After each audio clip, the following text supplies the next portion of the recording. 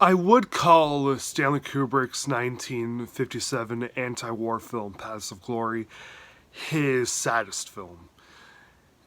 Now, with Kubrick, he's done so many different things that really elicit all kinds of emotions. But with Paths of Glory, it's definitely his saddest. Usually, usually his films are exciting and funny, but yeah, this one is different. It is based on a book, and it deals with the French during World War One. So the movie stars Kirk Douglas in what it might be his best performance. Keyword might be because as he did Spartacus right after he did Ace in the Hole, other great films,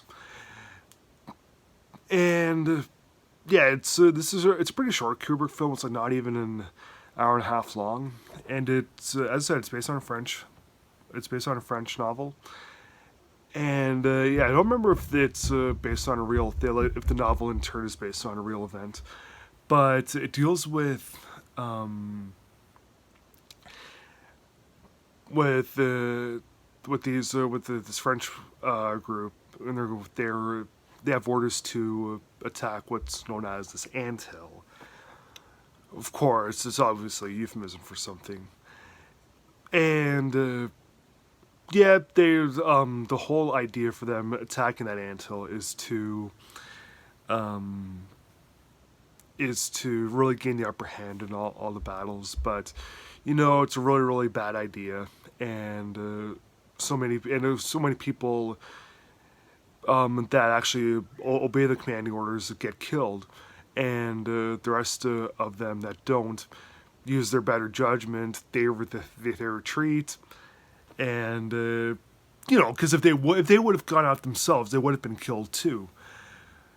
But they get imprisoned for cowardice. And Kirk Douglas is absolutely appalled by everything, as is the viewer. They're totally shocked that they would be even sentenced to death for just simple cowardice. Despite there being actual evidence and proof that there was no possible way that they were ever going to make it out there alive. And yeah, it's just crazy the way that everything happened, and going to when the movie turns into the legal portion. Like, of course, there's a war portion of it, which is very well done. That gets to like a courtroom drama stuff, and that's also quite fascinating. And yeah, they obviously the worst ends up happening to these men that